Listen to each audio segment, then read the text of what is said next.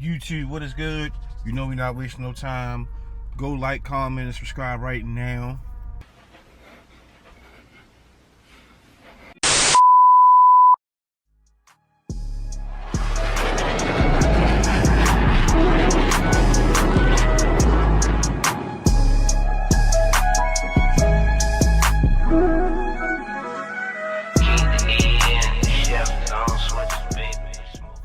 Now that you've done that, you feel me? We back with the video, you feel me? This man, he told on his own son, bro. You feel me? Like, he told on his own son. So it ain't much to talk about. We gonna get into it. Bet. I drove all the way from there to Memorial Hospital.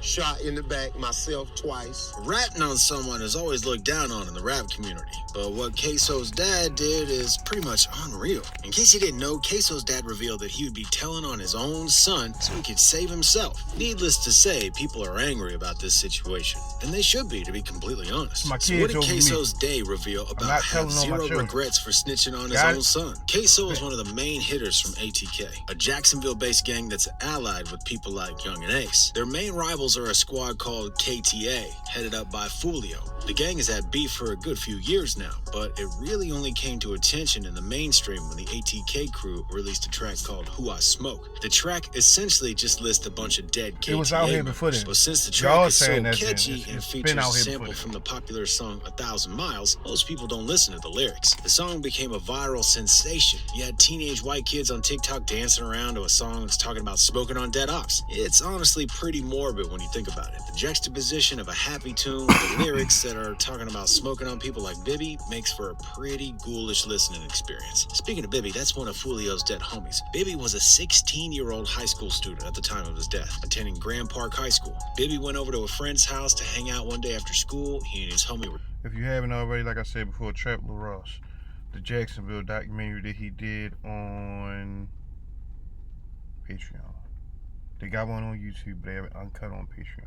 Chilling out on the porch, some people ran up on the two of them and started popping off shots. Duo ran away, but the ops followed Bibby until they finished the job. Bibby's mom spoke on the subject shortly after the vigil that they held for Bibby. She said, "If I gotta call you all every day, if I gotta call JSO every day, detectives every day, I'm gonna shake Duval County until they find my child's killer. I'm gonna rock this city until they get justice for my baby. Until everybody involved is arrested, I'm gonna shake Duval County." Fulio also spoke on the loss of his homie in the form of song. He released a track called Bibby Story back in 2020. The chorus just repeats, "Why the f you gotta leave? Why ain't you stay with me?" Fulio also claims that he had told Bibby to stay in his house after school on the day he passed away. "Fresh out of school, you came to me, gave you a hug. What's up, little bruh? You left that pain with me. You had your gun, I had my 40, kept my thing with me. You said you dying about the 6, was same with me. I told your ass don't leave that day, don't walk out the house." Fulio also mentions that Bibby had a few bodies, which will be...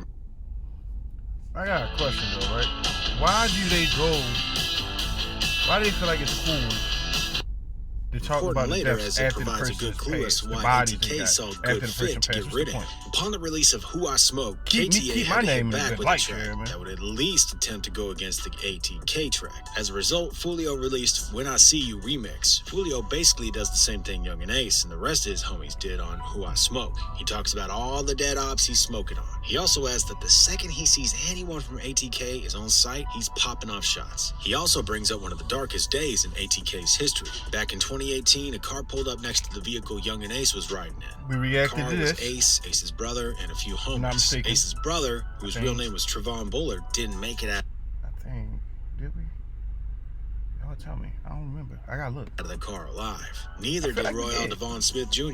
or Jacoby Deshaun Grover. Young and Ace himself was taken to the hospital in critical condition, but he ended up recovering from his injuries. As the beef grew, he released another hard track, which is just called List of Dead Ops. It's literally just what it says. He goes through a giant list of all the people from ATK who have died as a result of their gang lifestyle. But one of the people who isn't on that list is none other than KSOO. KSOO somehow managed to avoid the revenge of KTA. For sure, KSOO Queso was ain't on there. recently victim to the wrath of the law. Queso's real name is Hakeem Robinson. His father, Abdul Robinson. He also has a brother by the name of Abdul Robinson Jr. Now that we already know that Queso is referred to as a major mover in the ATK gang in a lot of their songs, but that kind of information is also available to the state. As a matter of fact, they've probably been watching and investigating it for a long time. Eventually, he finally got picked up. Queso was arrested in September of 2020. He's been held in prison by police while he's been awaiting a trial ever since. They finally caught up with him after investigating the January death of Charles McCormick, otherwise known as Lil Buck. Lil Buck passed away on the 15th of January, shortly before noon. He was walking around in a shopping center called They be Dames knowing Point everything before Plaza. it even That's happened. when Queso and an accomplice Everything before it allegedly hopped out of their car and popped some shots off in the parking lot. From there, they fled the scene after being spotted by an off-duty police officer and broke into a nearby house. That officer followed them into a second location, but after they broke in, changed their clothes, and held the homeowner hostage for a little bit, a Dodge showed up and picked him up. It's alleged that Queso's own daddy, Abdul, was the driver when heading over to Dames Point Plaza. That means he also helped out at the second location where the homeowner was held hostage, giving the two of them time to escape.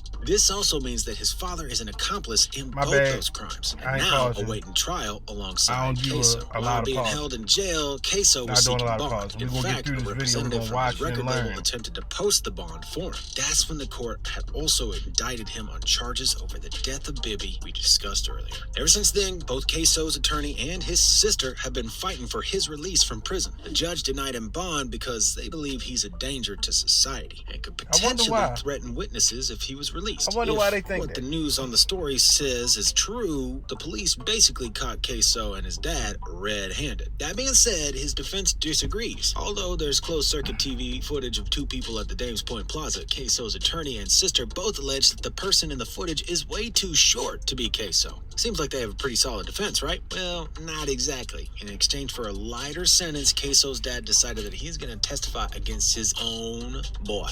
No, I don't even have to point out how. So you mean to tell me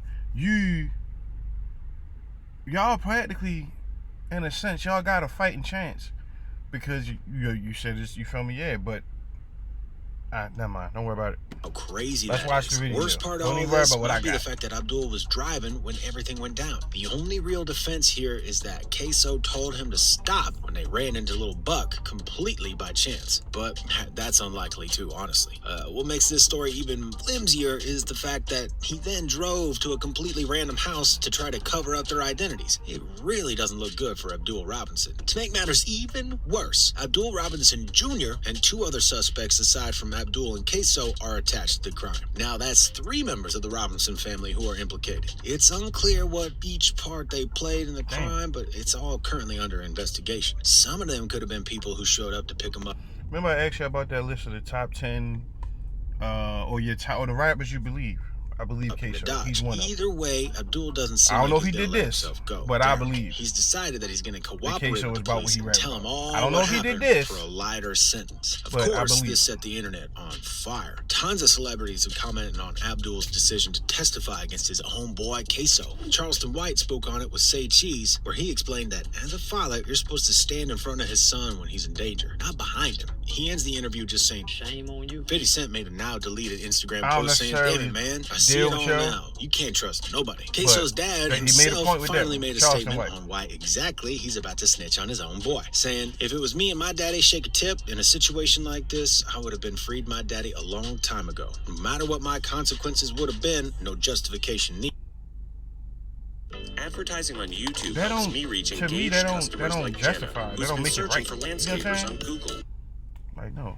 You shouldn't have told on your son. You was there with him. You went with him. Especially if he's a good, great daddy at that part. He could do more for me out of jail than in jail prison. Who leave their daddy in jail to rot? Especially when you know he innocent. I would have been stood up and said my daddy ain't got a thing to do with it. You been out there in that free world, talk that talk out there until it's time to walk that walks, facing that life sentence. Now, honestly, you can kind of see where he's actually coming from at the very end there. If he were actually a good father, he wouldn't have 2 sons caught up in this situation. It's just that he's facing a potential life sentence, and now he has to face up to the music. Or flip on his son. He's scared because the lifestyle his sons grew up into is catching up with him. That's why he's really doing it. Of course, he claims claims to be doing it because he'd be more used to his son outside of jail Yeah, than inside. How is that true? They still have a chance to get him off, but not if he snitches. The best he could do from outside of jail is help with an appeal. But you just literally gave up your own son, bro. Weirdly enough, before he decided to cooperate, police were assuming that he was actually the kingpin of ATK.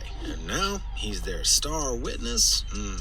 That's the absurdity that KSOO's lawyer pointed out in a statement. KSOO isn't worried about it, at least according to his lawyer. He said, "This is yet another witness that came to them in handcuffs. We're not concerned. The government has repeatedly said how bad of a guy the father is. Now they present him as some pillar of truth. All their witnesses, convicted criminals that were pending prosecution, have motive to lie and save themselves. Meanwhile, we have the truth, like the video and witnesses that prove Mr. Robinson cannot be the shooter. That's why we're not concerned." The most recent development in the case was the pre-trial hearing, which was held on July 19th. I had no idea. I did not know this. It wasn't the juiciest courtroom meeting ever, but there were a few interesting details. The defense said that they're currently holding interviews with potential witnesses, which number somewhere around 140. Aside from that, another pre-trial hearing scheduled for August 31st of 2022. We'll learn a lot more about what this trial is going to look like at that point. But what do y'all think about all this, though? So comment below, seriously, and do what he said. Tell me what you think about this. I think it's a lot. That's your son. You feel me? I feel like he's better off to you outside because he's the one rapping. He's making the money. But, again, you feel me? You can't tell that man what to do when he going to do it, you feel me? So what we're going to do is we're going to like, we're going to comment, we're going to subscribe. We're going to tell a friend to tell a friend. And then we're going to share it. And we're going to hit all the social media platforms. Follow me on everything. It's all down below. Patreon, down below. Instagram, Twitter, all that, down below. Cool? Cool. We out. All right.